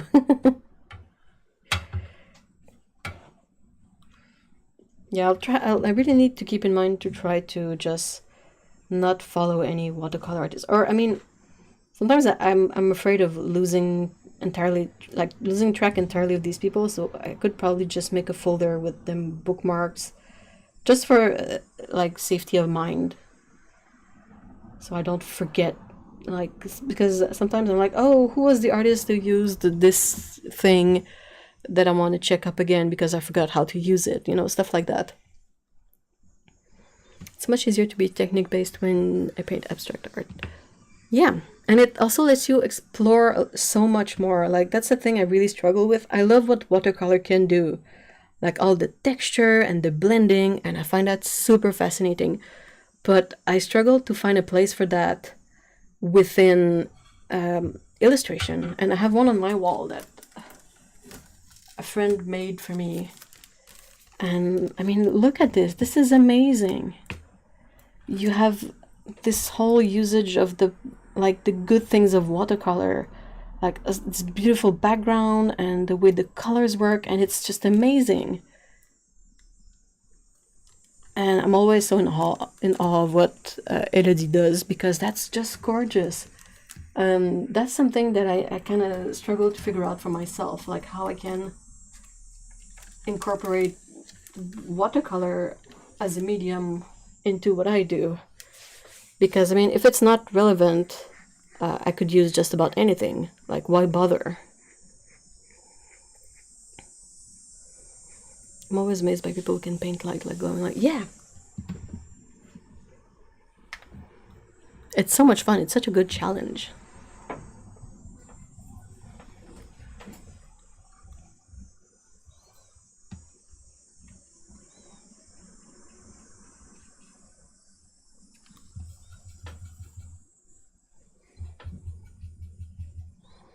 Saying that sparked a mental post-it. I am bad at comparing and sometimes getting into a funk, but hubs with best intentions will say things like, why don't you do things like this or that? Oh, my parents did that too. Example, paint outside the line, be looser and more free. And how do you react to that? How does your brain take that kind of... Because I don't think your hubs is an artist, right? Like my dad is not an artist, and sometimes I would show him like characters I would draw, and he'd be like, oh, yeah, cool. It'd be like, why don't you paint like still life and stuff like that? And I'm always a bit, I don't know how to take it. Like, it's because I don't really like that kind of stuff, but yeah, and I'm like, I'll just do me things. So I think that helps with the mental demons. Yeah, it's so hard to keep this bubble of being yourself in art, because we're bombarded by so many ideas and influences and stuff. And also, I went to art school, and art school is terrible for that, because they try to get you to emulate a bunch of other things in the hopes of, you know, giving you the tools for a job in this industry. But it's not everyone who can sort of separate these outside influences from what they did, like, before that came in. Does that make sense? Hey, Linux Switch, hi! He's an artist with computer and networking. I think it works like I'm a dean and... I remember a technique when I was practicing using crayons with watercolor. As a resist, yeah. It's better to be an artist that continuously feel their inspirational well. That's true. The only toxic thing is comparison. It's so toxic, and it's so hard to avoid, because you're sort of like made to compare everything.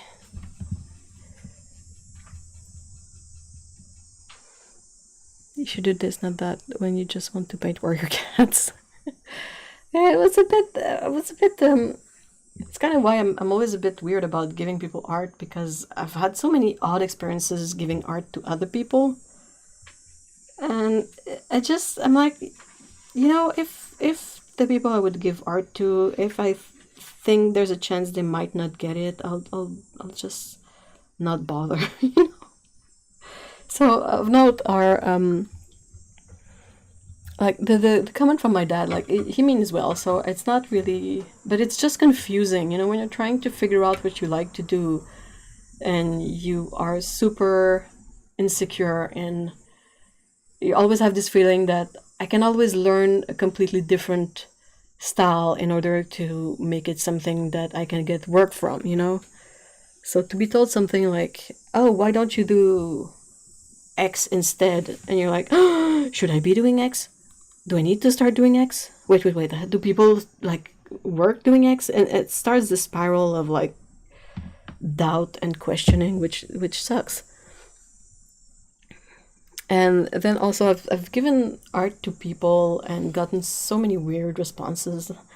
think the weirdest I got was that someone like stuck the print up on the wall only when I came to visit, and it was like in the unfinished basement on the fuse box. It was just like, do you want to put it inside the wardrobe at that point? I mean, what?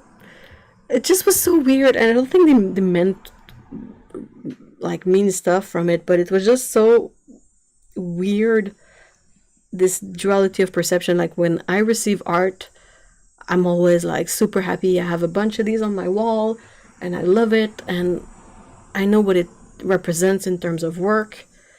So sometimes when you see people who don't really grasp that, you're like, am I wasting my time doing this? It's just so On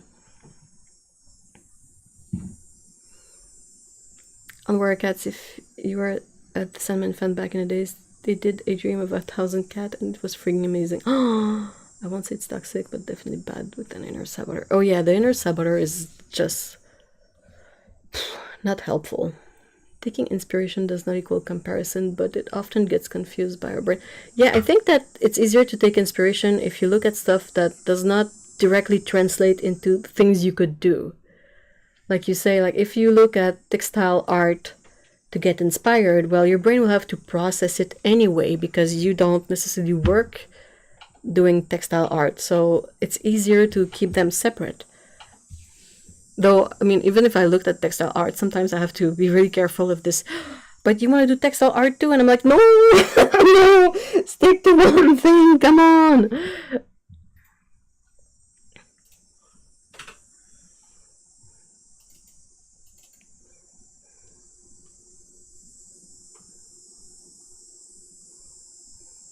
Hey, thank you so much for being here, Jelly Bean. I hope you have a great weekend. Oh my god, my mom is the worst. She never compliments but tells you what you should do differently instead. Jeebus. I would say, Mom, are you a painter? No.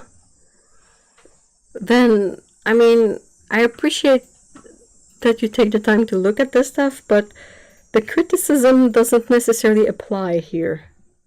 You know?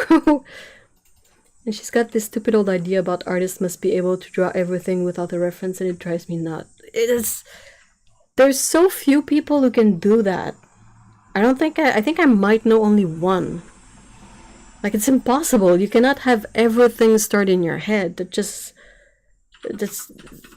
would be like knowing every single word in every single dictionary in every single language. Like, you can't just... Everybody uses references. Like, even the great masters used reference. How are you supposed to learn, you know? This soup is really good, but if you'd have put this in it, it would have been extra. Well, put it in your bowl. Leave me alone. The heck? Have your paintings of my kitties on my bookcase in the hallway room. Aw. Yeah, I mean, that's my idea too. I love to have art on the walls to watch it, so I don't know. You have it bad with an Asian parents. More likely to just team up on us.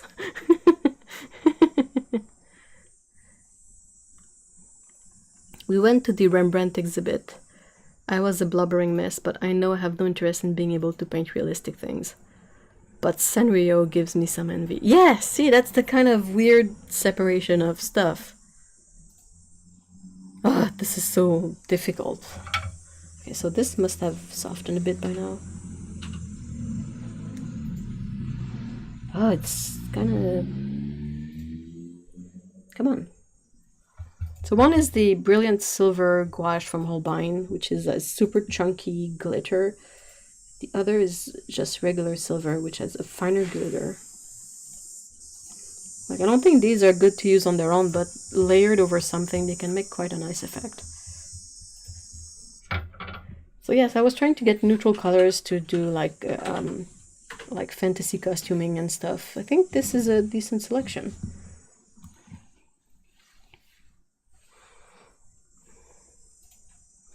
Oh, my mom does not need to know how to do something to be able to tell you how you should do it. Oh, artists so need a reference. Yeah. I have no pictures in my head. That is a terribly tall task. Yes, same. Oh my gosh, it's more like trying to remember everything as a line rather than as an image. So it's so much work. And even Picasso, like Picasso used reference. That's not even, it's not because someone does abstract that they don't use reference. Sometimes reference can just be a bouquet of flowers and they're inspired by the colors. It's still reference, like something sparked the idea and then your skill and experience made something out of it. Oh, it smells like campaign outside. Oh man, that smells good. I think she's probably trying to be helpful. Yeah, a lot of people try to be awkward. That's ridiculous. Even the masters use references and studied from each other. Yeah, they copied each other to learn. Like how does that, as far as inception art making? I grew up being told if you can't do it better, then don't complain about it.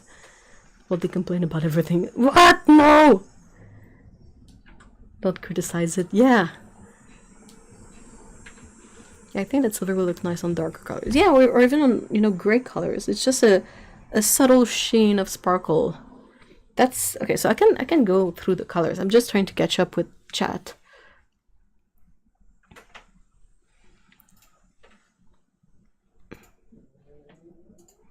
I'm in love with mixing gold into everything. That's such a good... Oh, Boxa Paint has the most beautiful color with gold in it. That green with gold color is like... Oh, it's one of my favorite thing ever. Picasso could draw without references. I mean, you don't need a reference all the time. Like, I can draw stuff without reference, but it's been stylized. It's something I've drawn before, and, there's a process to it. But I wouldn't be able to draw it now without a reference next to me if I didn't use a reference for it in the past, I'm just getting together and go to my mother's. She'd be so overwhelmed, though.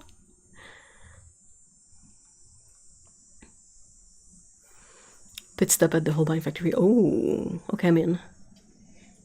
Okay, so the colors. It's a mix of various gouache. I think it's mostly Holbein. There's a few Winsor & Newton in here. And this one is Schminke.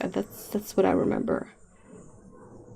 But yeah, so I have ash green, olive green, dark green, moss green. I'm pretty sure these are all Holbein. This is Schminke. I think the Terre Verte is also Holbein. Marigold is also Holbein. Perline Maroon is definitely Winsor & Newton. Sepia, Raw Umber, Holbein. Perline Black, which is Perline Green. And Perline Violet, also Winsor & Newton. Prussian Blue, Chinese Orange, Ash Blue, Navy Blue, and Silver and Brilliant Silver, Holbein too.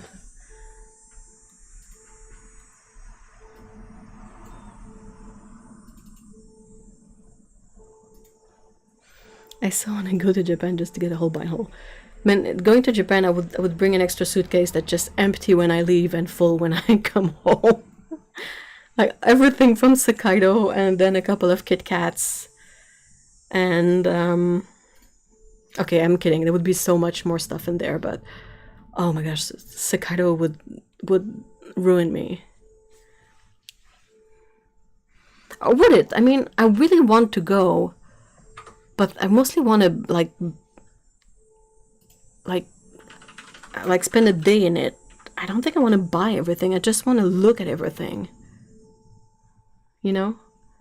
Because I don't really need supplies per se, but I want to look at everything. That's what I love. Okay, I might get a couple of Holbein gouaches at the same time, but like tubes, they're not that big. And they cost like $4. It was like, yeah, you'll be buying. Trust me, buying. Oh, and the gigantic Holbein tubes. These are great. Why is Holbein so good? I love them so much. It becomes muscle memory, sure, but even then I forget how to draw things I've done a bajillion times before. Reference is essential. I'm very frustrated for those being told it's bad. Yes, me too, me too. Like, I've just sort of semi-recently become aware that some people will make whole mood boards when drawing something. And I'm like, dang, that's clever. I come from a sort of mindset and experience where either you don't really have time to do that, so you kind of have to wing it and hope it passes, or you're kind of, you are supposed to have enough knowledge to be able to improvise, you know? So when I see people making mood boards where they're like, okay, so these are the shoes I want to reference for the character, and I really like this vase, but like I want the colors or the pattern to be part of the character. Like, it's just a mashup of a bunch of items that don't necessarily translate directly into a character or a scene, but where something in there will maybe inform choices you make as you work on it. And I was like, that's kind of clever.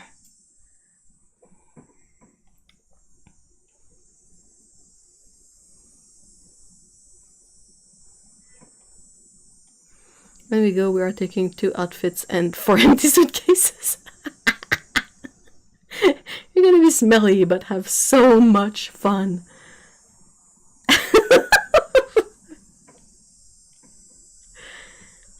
They display everything in such a way that makes you want to buy it, even if you already have that damn thing. Apparently all the touristy areas still look... Well, I mean, the pandemic is still existing. It's still out there. Oh my god, I'm a super winged person. It nearly got me failed at art. Wait, what?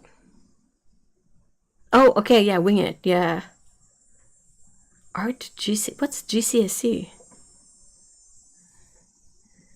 It's 7 floors of art supplies, people! No way anyone is getting out of that place empty-handed. No, by all means, not empty-handed, but...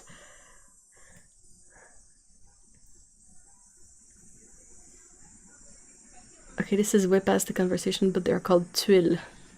That's driving me bonkers. Wait. Oh! The sugar thing. Yeah, I know what tuiles are. Oh, that's why you wrote it twills. Click! Jessie is like middle school tests. Oh my gosh, that sounds awfully harsh.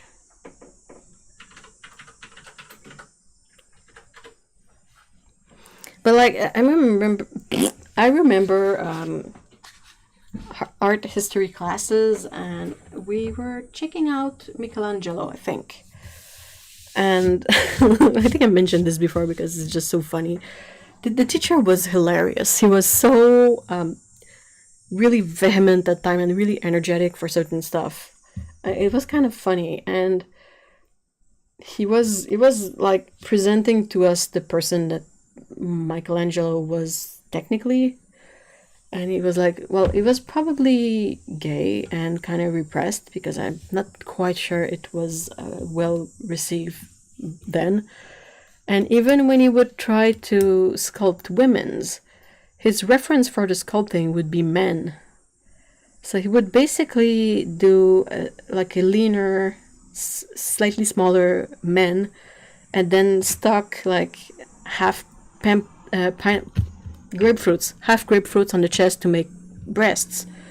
And the teacher said that, and everyone was like, huh. And then he showed us it was back in the days when it was like diapositive. Anyway, he showed us an image of it, and it's the way he described it is exactly what it looks like. And I went like, huh. So yeah, the sculpture is amazing. All the muscles and all the, very lifelike. But it's lifelike to a dude where you glue half grapefruit on the pectoral muscles. It was just so funny. So I'm like, yeah, like, I doubt he has never maybe sculpted a woman with a woman model around for it. And it's just, it's just kind of funny. Like, it's still master, but still human too, you know. Twill filled with all kinds of chocolate goodness. The only twill I've kind of seen were flat though. And they had like chopped up almonds in there and yeah, all kind of stuff, but they were kind of flat and they looked like, since they had all the nuts and seeds in them, they kind of look like a bit like a small mound of rocks if you kind of catch it, but like everything caramel colored.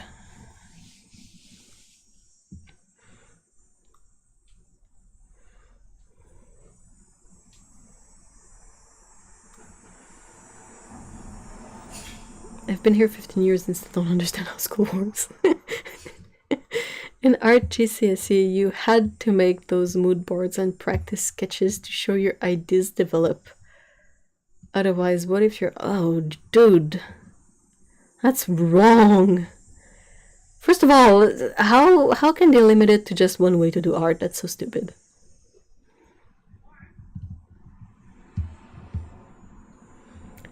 Kind of had the similar issues in when I studied graphic design. Like sometimes you didn't really have time to explore it as much as the teacher would want you to.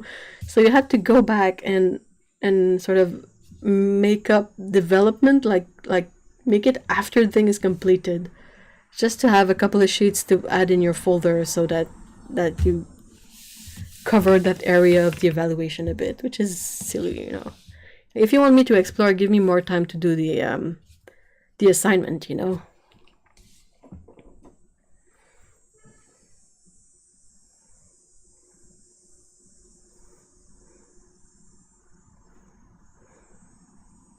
Unless a woman is a bodybuilder, we don't have those kind.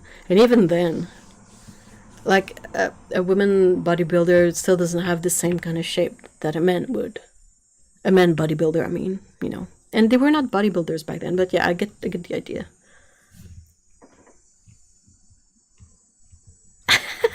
Therapist I've tried for years to help me understand my brain. The lecturer wasn't gonna crack it. The artist show I mentioned portrayed that women definitely have a different height compared to men. So it's no surprise that a male master...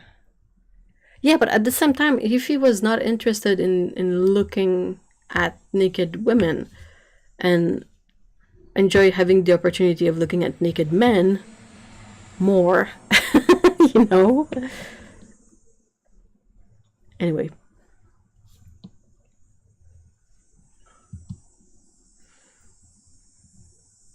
I'm a bang, paint it, learn from it, move on kind of person. Yeah, that's something that I think is really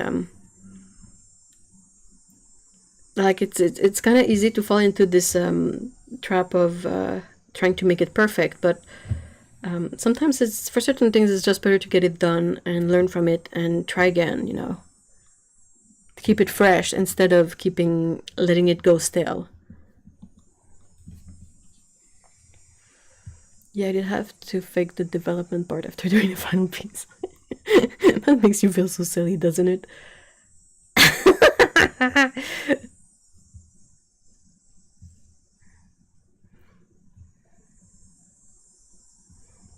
There was a really rambunctious group. All sorts were tried to keep them quiet, and the last one was sitting us alphabetically, and they ended up together.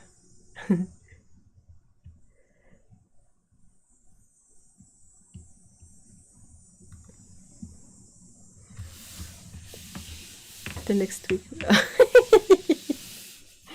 Oh, I mean, it's not easy to be a teacher, but sometimes the students are not a piece of cake to deal with. Alright, so it's almost 4. Sorry, this was a bit of a weird... Oh, we could look at the masking fluid. It's probably not completely dry yet, but... Oh man, that skin one is so creepy looking. Hold on, I have way too many bottles.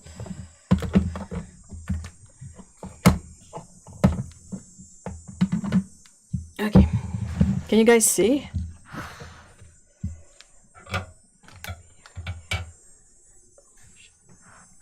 Okay, So the Holbein pink one is, you know, translucent and pink.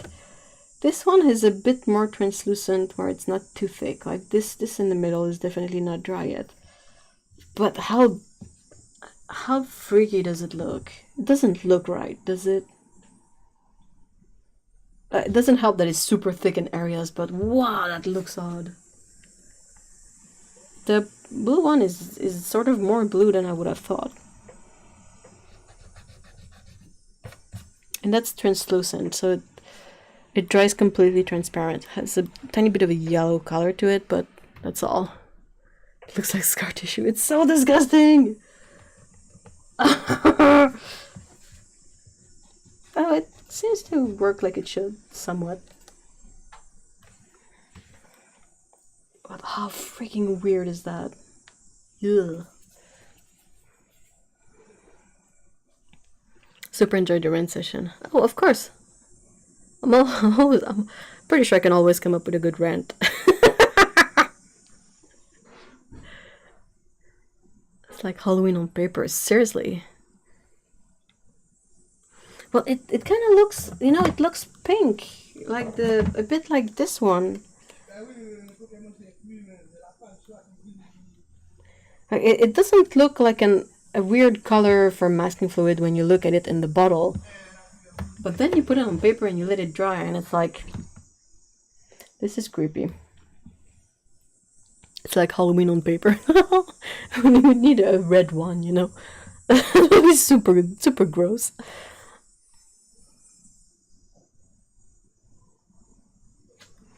This is really enlightening. Oh, that's awesome, Paulo. But I would say that we're all a bit of an artist. The moment you take a pen or a brush and you play around with paint or doodle around, that kind of makes you an artist. Nothing like spending art supplies, dude. How did you find your way into makeup artistic? Well, you see, I had this masking fluid.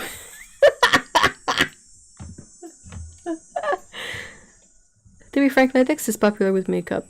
Yeah, but it's not. It's latex free. That's the weird part. Hey, Holly, hi. This one is supposed to be latex free, but it's still this skin color. It's the mystery for the ages, guys.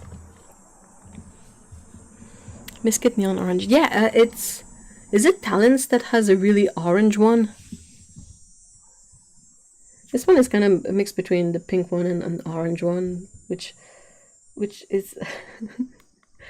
I'm a really pale person, but this is really close to like the redder parts of my skin color. Oh, the finger paint finger. Ugh, it's so tacky and weird. So yeah, I'm gonna let this dry again, and maybe later tonight I will try it to paint over each area and then kind of see if it does the weird spreading around stuff that it did before. And also I took out some really inexpensive brushes, and mind you, these are inexpensive, but they're still some of my favorite brushes. But these are the Royal and Langnickel brushes, and they're about $4 each, regardless of size. Like this one is $4, this one is $4, the middle one is $4, this one is $4. Used to be like $3.75, but now I don't really know what they're priced at. Show that to someone who's never done art before and see their reaction. What do you do with that? Why do you paint over it? Why?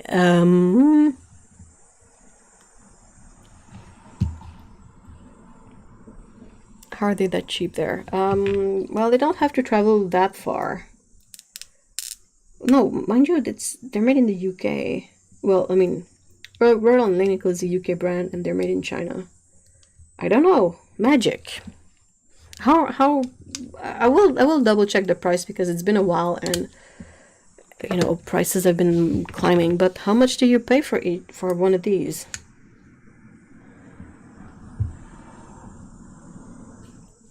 They're really soft, and oh, they're so nice. This is so soft.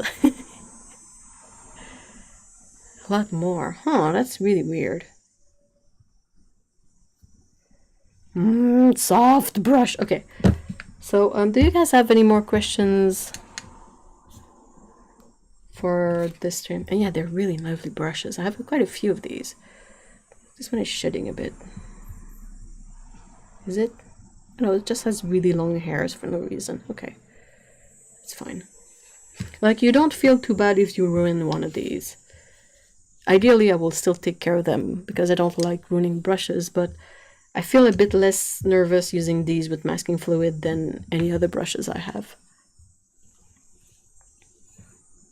I just want to pet this brush. Right! You kind of want to just go, ah. And these are all synthetic. I don't know if Royal and Lanical have natural hair brushes, but I know that these are synthetic, which is awesome. I think at $4 per brush, they probably mostly have synthetic, unless it's like bristle, because the bristle ones are usually cheap. It was fun seeing Ev broken by funky masking fluid. More on that next week. I'll try to compile maybe a post for Patreon about this, because I think it might be worth documenting this whole thing. But yeah. So thank you so much, guys, for being here today. I really hope you have a great weekend, and we should be able to see each other next Saturday if weather allows it. Because yeah, it can get really hot. We had a streak of a couple of Saturdays in a row where it was above 30 Celsius here, and it's kind of really hard to function in the hottest room without the AC while streaming, with the lamps, blasting in my face. So, bah! Okay, that's it. Thank you guys for being here. Have a great weekend. Again, thank you so much for being here. Like this stream if you feel like it, and we will see each other next week or on the Discord. Bye!